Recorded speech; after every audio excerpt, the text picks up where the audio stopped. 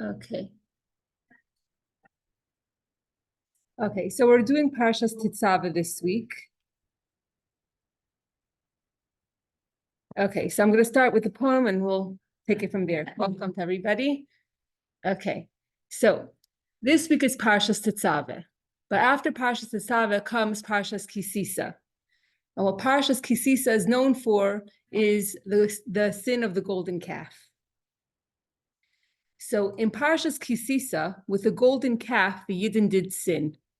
With Hashem, Moshe made a condition. He said, if you don't forgive the Yidden, erase me now from the book that you have written.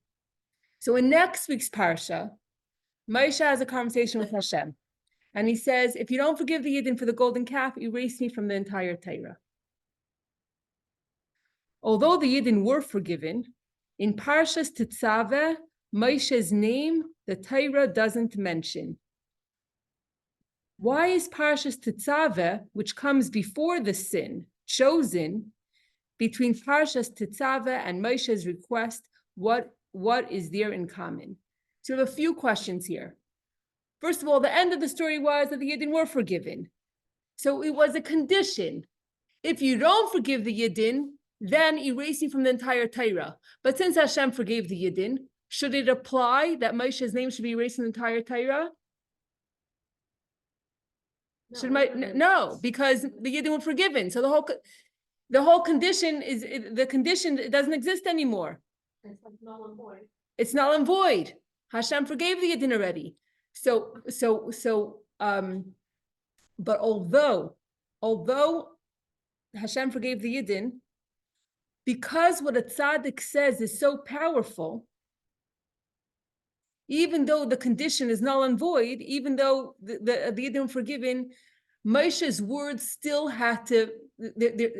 Moshe still that concept of Moshe's name being erased in the Torah still had to happen, even though the Yidden were forgiven.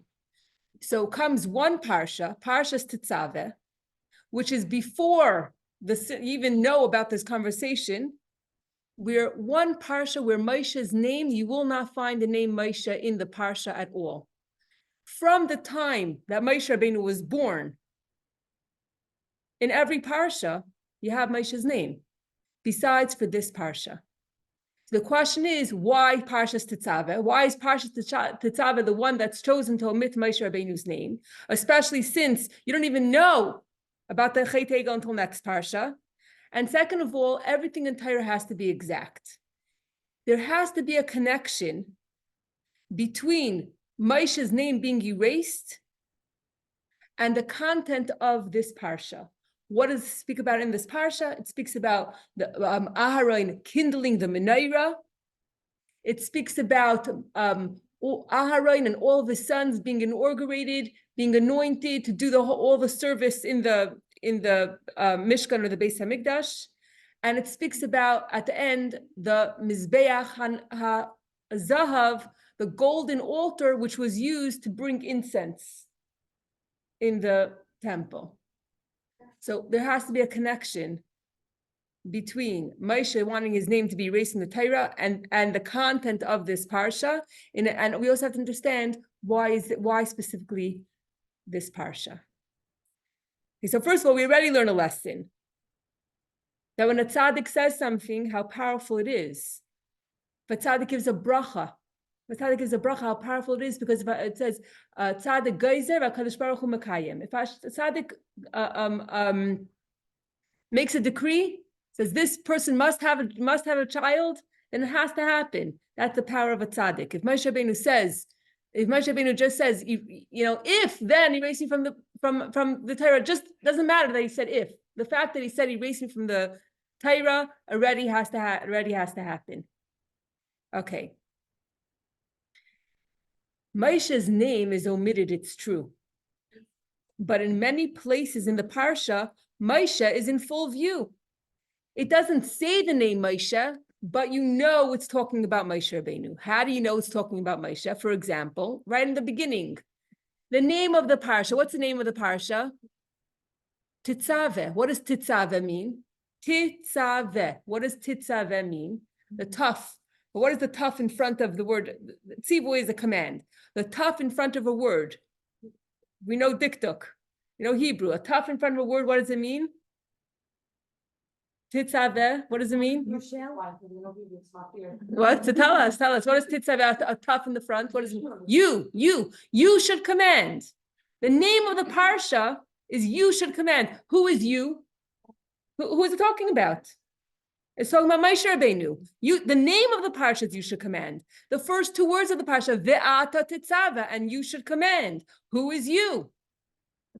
It's not me, not talking about me, right? You should command. It's talking about Moshe Rabbeinu. So yeah, his name isn't mentioned, but guess what?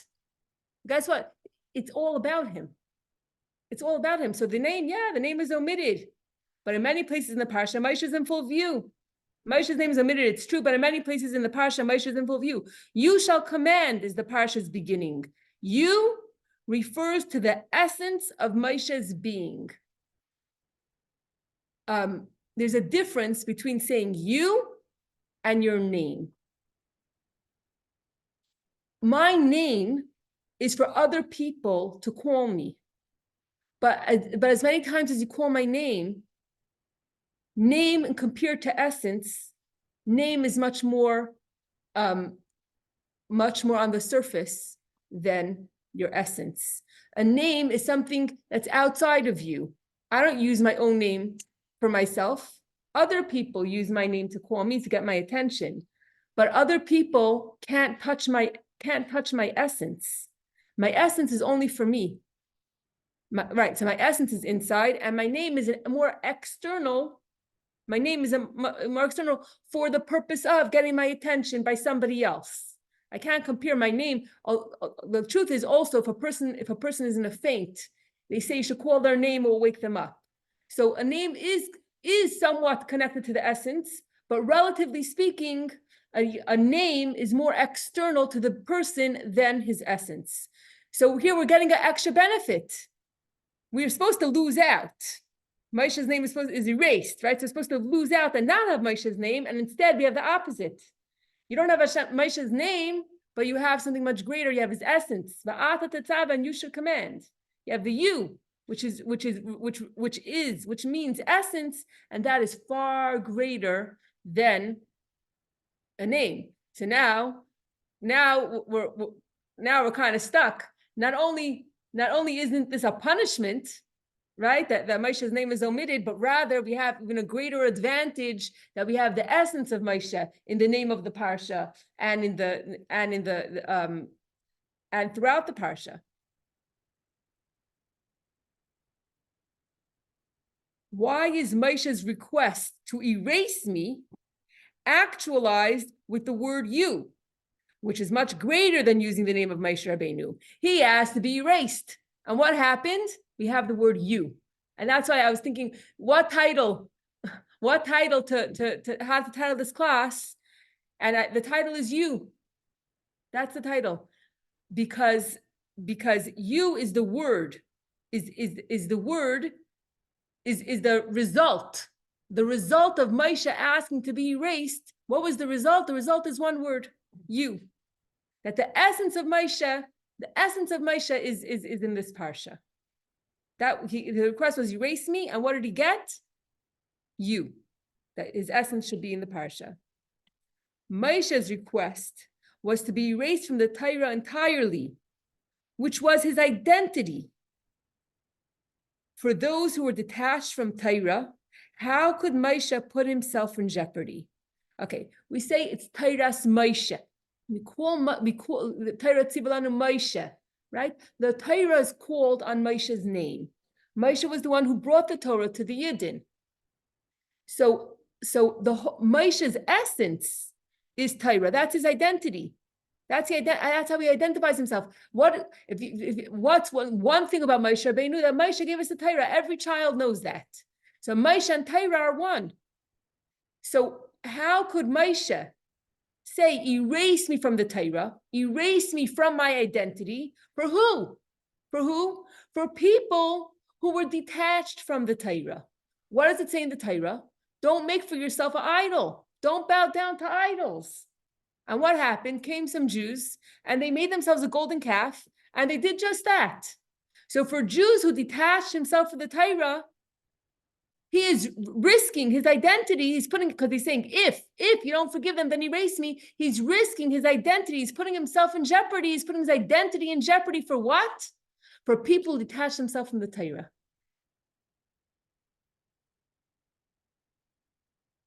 Okay, I have a lot of questions. Okay, go. I'm gonna wait for your, Go ahead. You could ask. no, I'm gonna wait for the labor, delivery and birth. Okay, fine. I don't get how it's all coming from you. That word. Okay, so that's what that's that. So I'm we're saying still. if there's labor, delivery. and Yeah. birth, But I will ask you one thing, because Lamaisa, you cannot separate the you. So that piece remains, in essence, it became stronger, this hardship for him. Because we kind of put it on a pedestal, the you. I'm just throwing that in as a purple, you know what I'm going with this. So you're saying there's nothing deeper than you. I am saying that, if you know what it is, and you got there, yes, I am saying that, very, very quickly. I know I'm saying. So this is it's a massive question. If Moshe is one with the Torah, we all agree on that. Moshe is one with the Torah. That's his identity. That's how he identifies himself with the Torah. And so him and the Torah are one. Moshe and the Torah are one. Yet we find Moshe is saying, I'm ready to kill myself, to be gone, to not exist. I'm ready to give up my existence, which is Torah, for what? For Yidden who went against the Torah. That's what's going on. We find, I know I'm digressing a little bit, but we find the same thing with Avraham Avinu. When Hashem told Avraham Avinu to sacrifice his son Yitzchak on the altar, right, to give up his son, what was so amazing about that? If Hashem came if Hashem appeared to him and Hashem told him, give up your son. So if Hashem came and appeared to you and told you to do something, then as hard as it is, even if it doesn't make sense, if Hashem told you to do it, you would do it. But what was so great about it was this was the last test of Abraham, and when he passed this test, Hashem said, "Now I know that all the other 9 tests were true." What was so special about giving up his son? There are many people, even that are not Jewish. There are many terrorists that give up their life. Why is Avram giving up his son Yitzchak so unbelievable that because of that, the Jewish people come from Avram and he's our forefather and everything else? The answer is that by Avraham slaughtering his son, what was he giving up? He wasn't just giving up his son, which is huge. He was giving up his identity. He was giving up everything that he worked for his entire life, and no one was going to see it. There were no news reporters. By killing everything that he worked for his entire life to preach about one God would all be gone. It was only through Hashem promised him through Yitzchak. Through Yitzchak, the Jewish nation will come, and only through Yitzchak could pass down everything that he worked for to teach, to be in a world where everyone is bowing down to idols, and Avram is the only one that says no, you have to believe in a creator, and only Yitzchak could pass this on. This was his whole future. By killing him, he was killing his identity, everything that he worked for his whole life, everything would be gone. But yet Hashem said so, and he was ready to give up. He was ready to give up not just his son's life. It wasn't just it was an idealistic thing to give up everything that he worked for, everything that he believed in, everything would be gone. And here Moshe Rabbeinu, everything that he worked for, everything that he believed in, his whole identity, everything he's ready to give up for what? For Jews who sin with the golden calf, who detach themselves from the Torah. That's who he was. He's giving up his identity, his everything. Erasing from the Torah would mean that in future generations, Moshe just wouldn't, there wouldn't be a Moshe. No one would even know about him. After all that he did to get the Jews out of Egypt and the desert and the Har Sinai and everything, it would all be non-existent. If his name was what he asked for was that his name should be erased from the entire Torah, he would have been gone. And he was ready to do it, to give up his identity, to give up everything that he believed for, worked for, his essence, everything, his you, everything he's ready to give up for the Yidden. And for which kind of Yidden? For Yidden who went against the second commandment, that they all heard from Hashem clearly, directly. Okay, also, what is the connection between getting forgiveness for the Yidden and being erased from the Torah that was written? Why are they connected? Why is one thing dependent on the other? He wants to get forgiveness for the Yidden. He could have said something else. If you don't give the Yidden for forgiveness, then something else. And then another, he could have said something else. What is the connection? What is the connection between getting forgiveness for the Yidden and being erased from the Torah?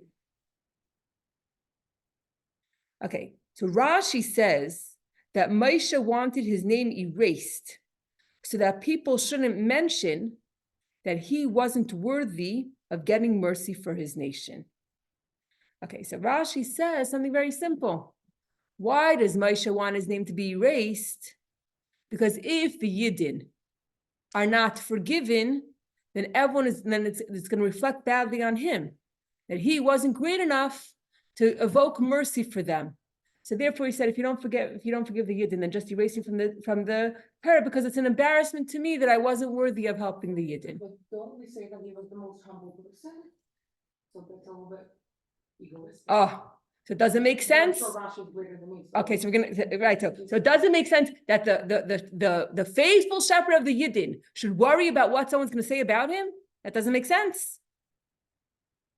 Rashi said it. So we're gonna have to at the end see why Rashi said this. But from the psukim we see that it can't be that about himself Moshe would worry. Moshe's prayers were not on his behalf. He demanded that Hashem forgive the Yidden for the golden calf. He wasn't davening for himself. It wasn't that he had to look good in the history books that he saved the Jews and that he was able to evoke mercy for the Jews. And if Hashem can't forgive them, then he looks bad to erase me from the book. It can't be. He's a faithful shepherd of the Yidden. It can't be that he just was worried about his own name. We see some politicians that they do things because they want their name, they want that to be known that in their presidency, X, Y, and Z happened. But this isn't Moshe Rabbeinu. Okay, so now we're going to start to answer. All those were the questions. The answer is that Moshe and the Jewish people were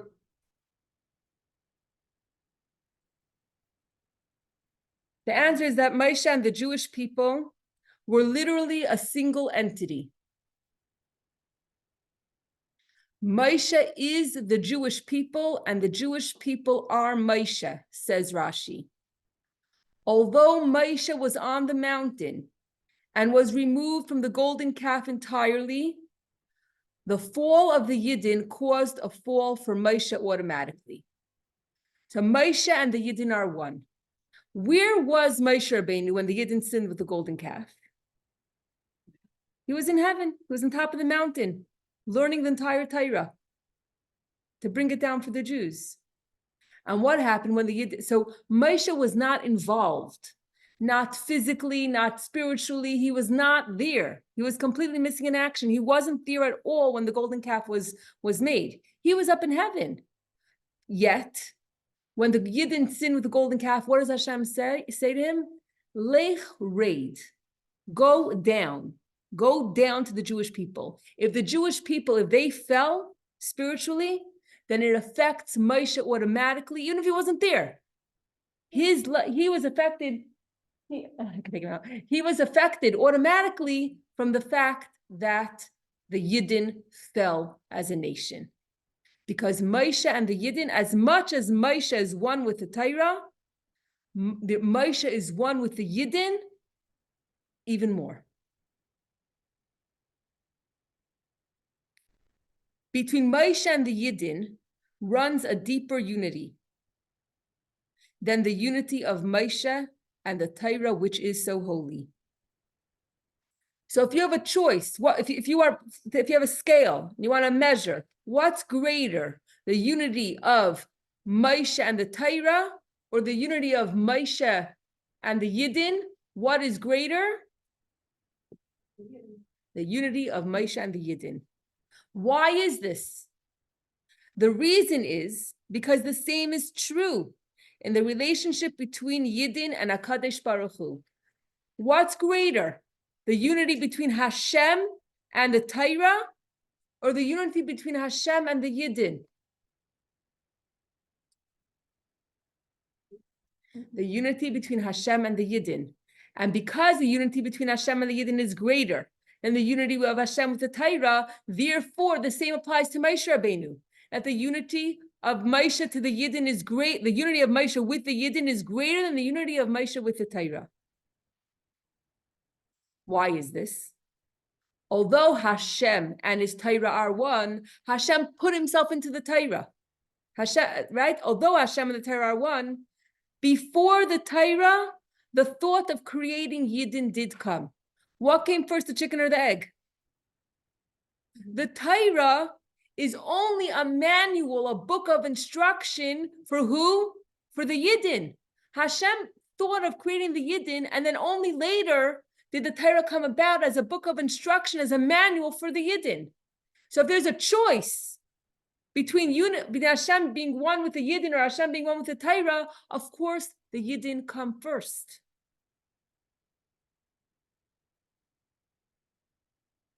This applies to leaders in each generation.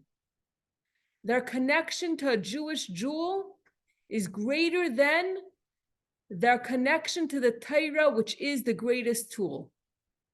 The Torah is a tool. The Torah is to connect the Yidden to Hashem 100%. Learning Torah is the greatest thing ever. It's our manual, it's our book of instruction.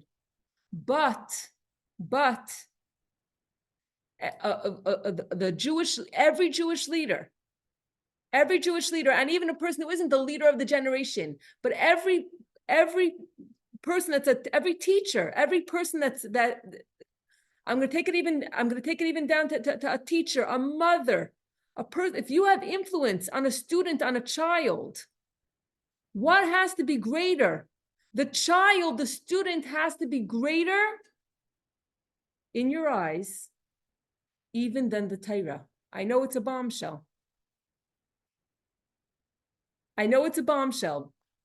Because we think Torah is the greatest thing, and the children have to follow the Torah. Torah is first, and you have to fit into that. And it's true in step 2. If you care about the child or the student enough, and you show them that they're your priority, then eventually you're going to be able to connect them to the Torah. But the child has to know, the student, the Jew has to know that they come first, that they're the priority, because they're the priority in Hashem's eyes, because Hashem created them. Hashem had the thought of creating a Jew before the Torah. And therefore, as whatever we do in our life, as much as we learn, as much as we do, you have to remember that a Jew comes first, and sometimes that Jew is you. Sometimes we have to remember that sometimes we have to take a step back and take care of ourselves, because we are, we're also Jewish. You know what I'm saying? As much as we do for others, we have to realize that we are that gem, the gem that we're supposed to appreciate every Jew as the greatest thing, as the greatest gem, and that they come first. And sometimes we also have to be nice to ourselves and realize that we're also if we, just like we treat everyone else as a treasure, that we're also a treasure. Okay, so my question is, if those shoes were bad, right? Why did Moshe want to take his name off that? Because you're Jewish. You're saying your kind of is, if you're a Jew, then that's your precious piece. So why remove yourself of that? He wasn't removing himself from that. He was going to be removing himself from the Torah, Of the prayer piece, not. not the Yidden. If there's a choice, there's a choice. Okay, fine. Either you're going to forgive the Yidden or erase him from the Torah. Okay, fine. If the Torah is getting in the way, So not the Yidden, it's the prayer. yeah, if the Torah is getting in the way of the Yidden being forgiven, then Yidden come first. Okay.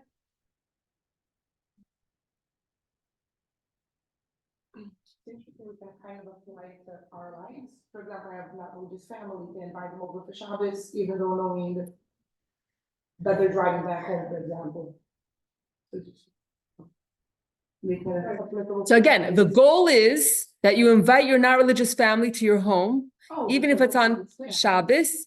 No, the hope is that eventually they'll come to a place where they're Shomer Shabbos. That's the goal. The goal is that if I display that the Jew is the priority, no matter who he is, no matter what he does, then eventually you're going to bring him back to Torah. But there's seemingly an order here. The order is the Jew is number one, and Torah is number two.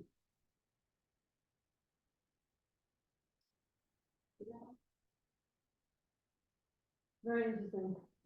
Yeah. Open up our whole world and You just said everything we ever learned. Exactly. I'm sorry. Look, it's new for me also. I didn't see it like, and we're gonna prove it. We're gonna prove it. Okay. Moshe's unity with his people was expressed in two ways. One, his Mesiras Nefesh was greater for Yidden than for Torah all his days. Number two, his Mesiras Nefesh was for every Jew, no matter what, no matter who. This unity expressed itself in two ways. Number one, he's ready to have Mesiras Nefesh for the Yidden over his Mesiras Nefesh for Torah, and therefore, it doesn't matter who the Jew is. It doesn't matter if he sinned or not. A Jew is a Jew is a Jew. So if his Mesiras Nefesh for Yidden is greater than his Mesiras Nefesh for Torah, then it doesn't matter if the Yid went against the Torah, because the Mesiras Nefesh for a Jew supersedes Torah. Now here's a proof. Do you think he wants to come out? No. Okay, if he wants to come out, I'll take him. Okay. The Beis Yosef wrote the Shulchan Aruch. Now, how helpful is the Shulchan Aruch? Very helpful. Okay. Like that, clear. The Shulchan Aruch means a set table. The point of writing the Shulchan Aruch was so that we have a set table, that we know what to do. But until then, there was Mishnah and Gemara and back and forth. But for every Jew, we have to know what is the practical law. The Shulchan Aruch is the most amazing thing for every single Jew, not just for one generation, for all the generations, for everybody, for the entire Jewish people. And who wrote the Shulchan Aruch? The Beis Yosef. Now, guess what? The Beis Yosef was supposed to get a very special privilege. Actually, the greatest privilege. The greatest privilege that a Yid could have is to die just because he's a Jew.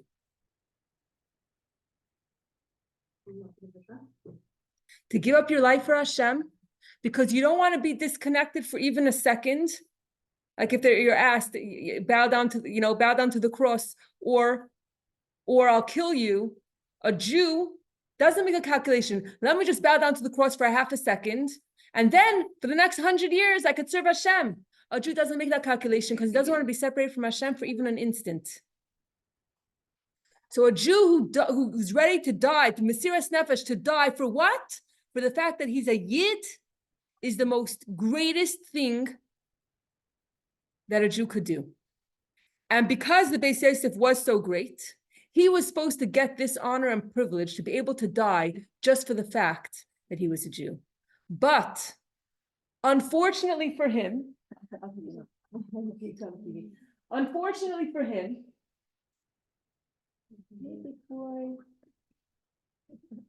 you want to see everybody?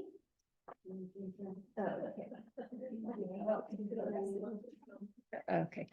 But unfortunately for the Beis Yosef, and very fortunately for us, he did something. I don't know what he did, but he did something. And as a result of what he did, he was punished. He was punished that he won't be able to die just for being a Jew. And instead, because he didn't die, he ended up writing the Shulchan Aruch. So for him, it would have been greater. It would have been greater for him to die on Mesiras Nefesh, to die just for the fact that he was a Jew, and to write the Shulchan Aruch, which is used by all of us today, is secondary. The Mesiras Nefesh to write a Shulchan Aruch, trust me, it took a lot of work. The Mesiras Nefesh to write a Shulchan Aruch for all Jews for the future is secondary to him dying just because he was a Jew. So from here we see that that being a Jew is greater than Torah.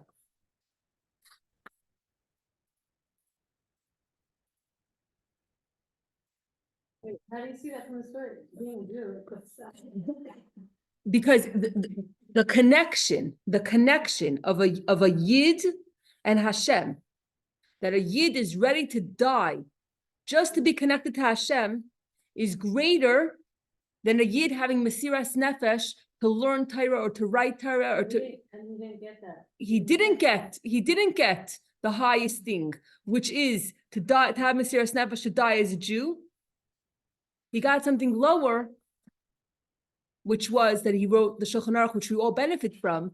But if you take a scale, which is also a great accomplishment, but it would have been even a greater accomplishment for him to die just for the fact that he was a Jew. Even that would have been a greater accomplishment than even writing the Shulchan Aruch. And if you pause here for a second and you think of October 7th, you could make that correlation in your head that every single Jew who is killed, no one even asked them, but who is killed just because they're a Jew, there is nothing greater than that. Even writing the Shulchan Aruch pales in comparison to a Jew dying just because they're a Jew. Because a Jew, the unity of a Jew and Hashem, there is nothing that is greater than that. There's nothing that comes close to that. Because we're dealing with a different level. We're dealing with essence.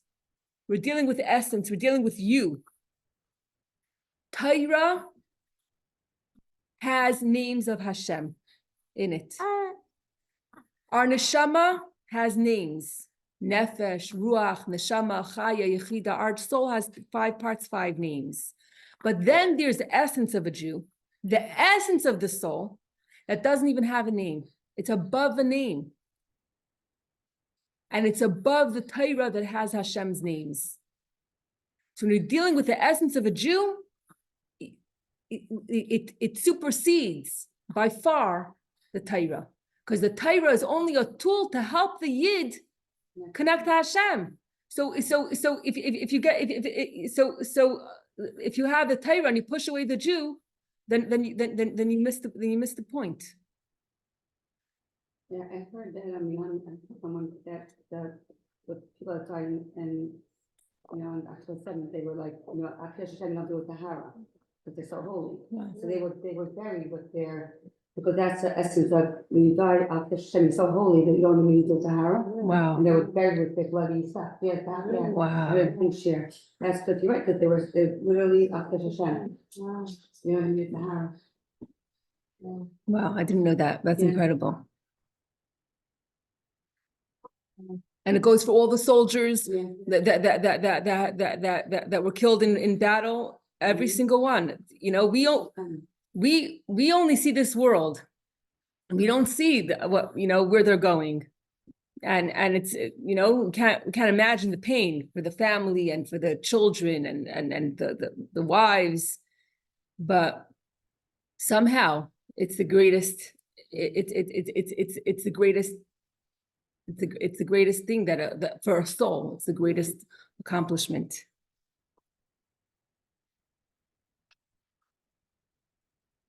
Okay. From the Beis Yosef, we see that Mesiras Nefesh for Torah doesn't compare to Mesiras Nefesh that a Yid has when to separate from Hashem he can't bear. The Beis Yosef should have merited to die for being a Jew, but he was punished, and instead he wrote the Shulchan Aruch for me and you. Because of what Moshe demanded, forgiveness was granted.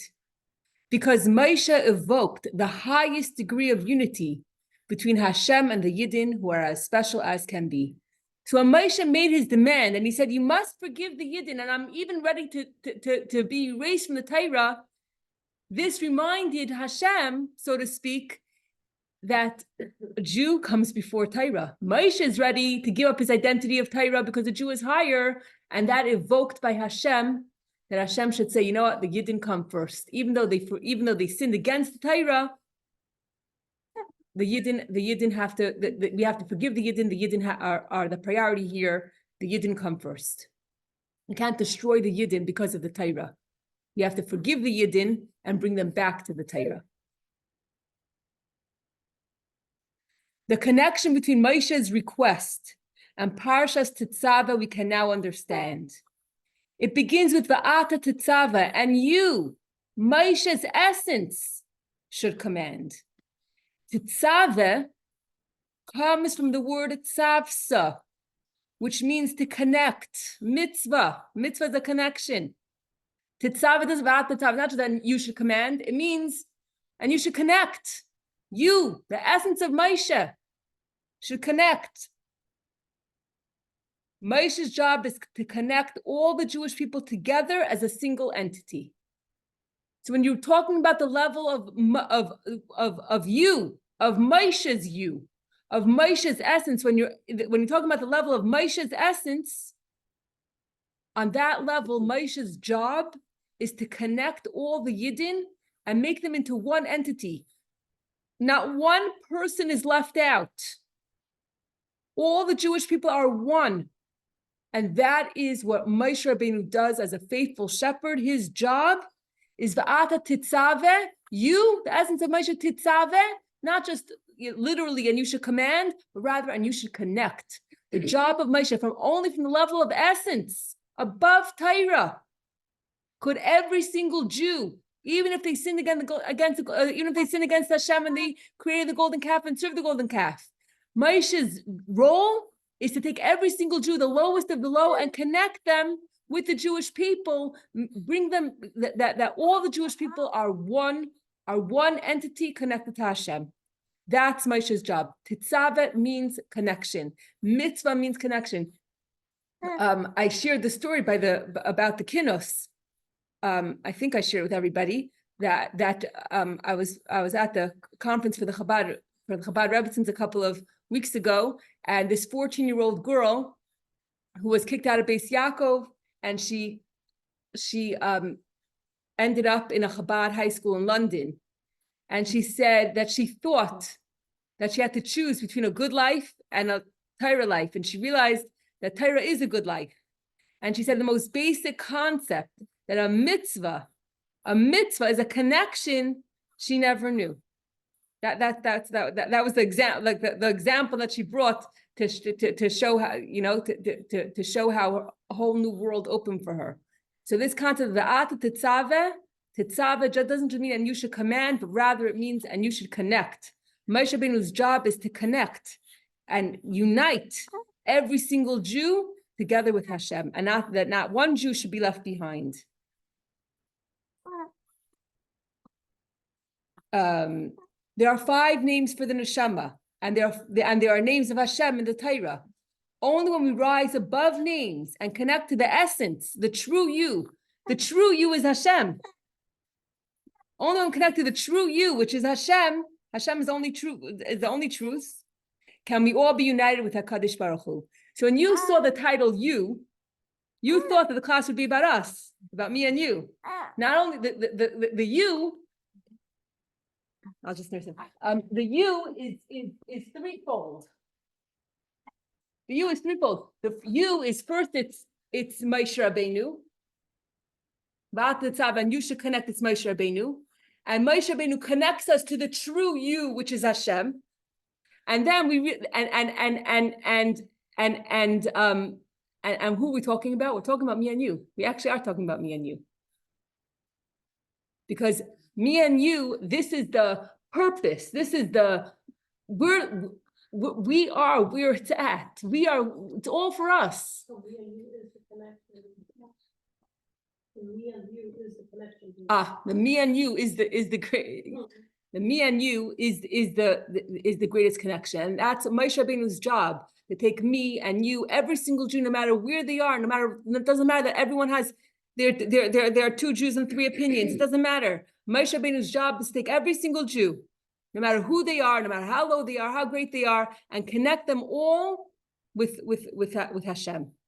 And this could only come from a place of essence. When we're not looking in Tanya, what does it speak about Paraglam Beis of Tanya? That we have to love every Jew. How can I love every Jew? I'm a human being. How do you expect me to love every Jew as myself? How do you expect that? But the answer is when I'm loving you because of your outside, then it's true, it's impossible. I can't love you as much as I love myself. When I'm loving you because of how you look, because of how you act, because of what you do, then it's true. I can't love you the same way I love myself.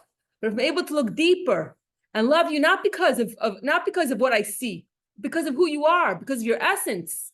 If I love you because of your essence, then I could love you. And that's what Hamas did. That's what they did.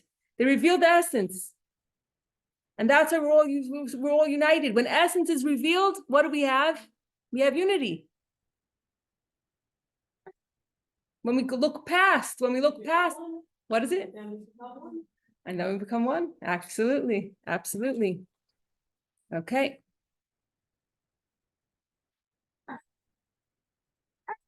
Okay. Now we have to connect everything to the content of this parsha. What happens? Tetzaveh b'nei Yisrael. You should command the Yidden. V'yikchu elecha shemen zayis zach.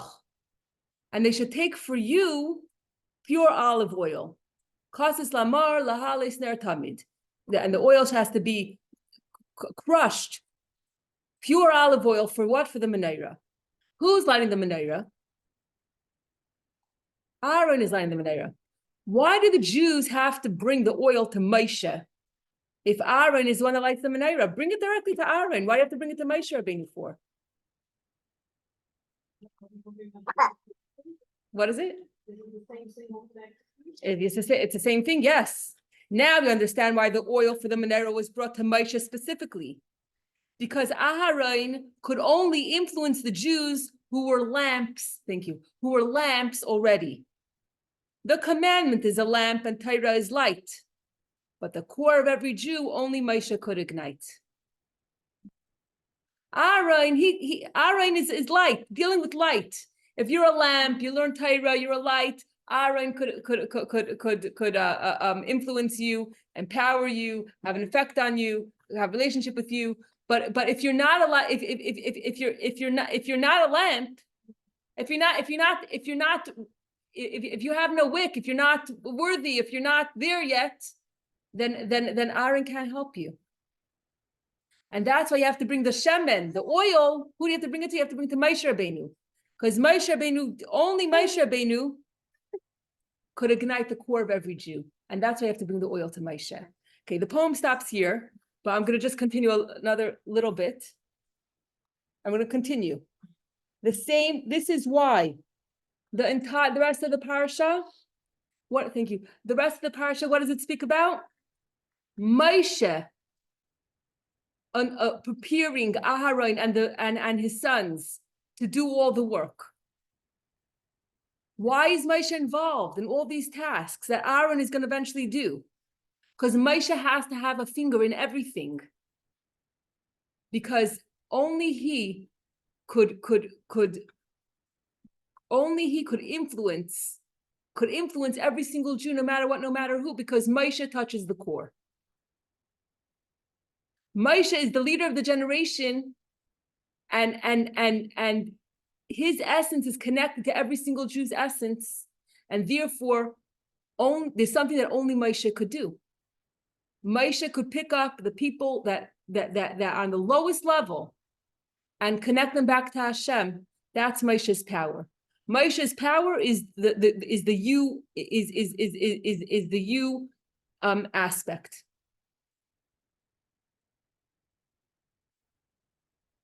Okay. Okay. Now there's another thing here.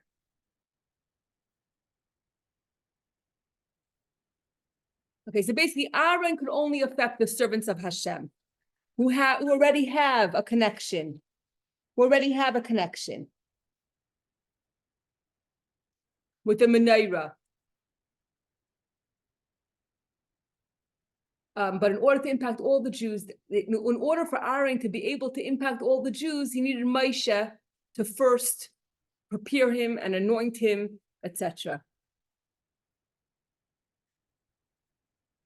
And this is why, at the end of the parsha, it speaks about the command to build the golden mizbeach. You know what the golden mizbeach was used for? It was to bring incense. Do you know the ingredients of the incense? One of the ingredients of the incense was a very bad smelling spice. Which one? The chalbana. Chalbana is a foul smell. And it's one of the ingredients of the incense. And the reason is to teach us that even a Jew who you would think is a bad smelling Jew, you can't have incense without him. Incense. When was the incense? You know when this was brought. This was is very relevant regarding the avodah of the incense on Yom Kippur. And what does it say? What does it say at the end of the parsha? Aaron shall bring atonement upon its horns once a year. Shall he bring atonement upon it for your generations? Once a year, they would bring incense into the Kodesh HaKodashim on Yom Kippur to get atonement. And what is it? And what is the incense made of? It has the chalbana in it also. You can't, just like on Sukkot, you have the Daled Minim that represent all kinds of Jews. The Aravais represent a Jew that doesn't have neither good deeds or learns Torah, but yet you can't do the mitzvah of Lulav and Esrog of the Arba Minim without all four types. Each type represents another type of Jew. The Esrog represents a Jew that there's good taste and there's good smell. The Esrog has good taste, represents learning Torah, and good smell represents mitzvahs. An Esrog has good taste and good smell, represents a Jew who learns Torah and does mitzvahs. A Lulav comes from a date tree, which has a good taste. Lulav represents a Jew who primarily only learns Torah. And the Hadassim have a good smell, but doesn't have a good taste. That represents a Jew who only does good mitzvahs. The Aravis has neither, but you can't do the mitzvah without the Aravis. You can't bring incense without the chalbana. Okay, the lesson. Okay, I'm going to read the lesson here. From this, a remarkable lesson can be derived and applied to our Avodah. Moshe was willing to compromise his most sublime quality, his attachment to the Torah, for the sake of the Jewish people, even for those who made the golden calf. Okay, it's okay. Something over and okay, sorry, there's the golden calf, which is over and above the obligation to love your fellow as yourself. Moshe's as yourself, what defined him was the Torah, for his entire being was infused with the Torah. Moshe was prepared to forgo this, to be one with the Jewish people, including those that separate themselves from the Torah. In a similar vein, Moshe, as the faithful shepherd of the Jewish people, desired and empowered every Jew, that's talking about me and talking about you, at all times and in every place, to conduct himself in the same way. We have to be like Moshe Rabbeinu. We have Moshe within us. We have a spark of Moshe within us, and we have to act like Moshe Rabbeinu did.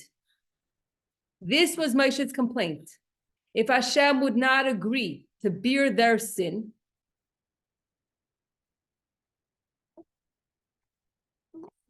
and consequently, whoever has sinned against me, I shall erase him from my book, leaving only Moshe to remain in your book, then it would be said about Moshe that he was unworthy because he had been unwilling to exhibit self-sacrifice to the extent of erase me from your book. The plan was that because the Yidden sinned with the golden calf, the plan was Hashem said, okay, from Moshe, I'll start a new Jewish nation. And we're going to erase all those people. But Moshe Rabbeinu says, this is what Rashi said in the beginning, that Moshe did this because he didn't want people to speak bad about him. Moshe Rabbeinu didn't want, if Moshe Rabbeinu's name was not erased, we would think that Torah is superior to a Jew. Moshe didn't want us to think that. And therefore he said, I care about what the people are going to say about me. Because if the people speak about me and say, Moshe Rabbeinu wasn't worthy of saving, of getting mercy for the Jews, that would imply that Moshe felt that Torah is more important than the Yidden. And Moshe didn't want us to learn that lesson. Moshe wanted us to learn the lesson that Yidden are more important than Torah. And therefore, he said, if you're not going to save the Yidden, then erase me from the Torah. Erase me from the Torah, because I don't want that there should be a wrong impression that Torah is more important than the Yidden. I don't want people to say, if Moshe is left in the Torah and the Yidden are gone, then it would mean that Torah is more important. They said, no, erase me from the Torah. I don't want people to say that I felt or that I acted in a way that the Torah is more important than the Yidden. Because then a bad precedent would be set from this Moshe's lack of self-sacrifice for all future generations. The lesson for every Jew, Avas Yisrael for all Jews, regardless of their positions, even as yourself does not pass muster. Not only do you have to have Avas Yisrael, love another Jew as yourself, love them even more than that. For another Jew, a person must have self-sacrifice, which includes any Jew concerning whom it says, who loves created beings. It says in Pirkei Avos, Oyeves Habriyos, Umakarvan Latayra. Even if a person is the only good thing you could say about him is that he's a creation of Hashem, even such a Jew, you have to have Mesiras Nefesh for them. And what are the last three words? And brings them to Torah. Through having Mesiras Nefesh for a Jew, who all you could say good about him is that he's a creation of God, through having Mesiras Nefesh for him, ultimately, you're going to bring him to Torah.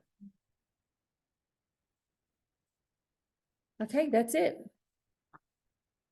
What do you say, buddy?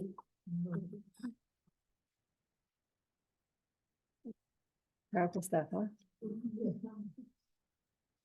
Reminder, clock ahead, yeah. Although what you did share, the result, and Moshe is, his name is on it, exempt,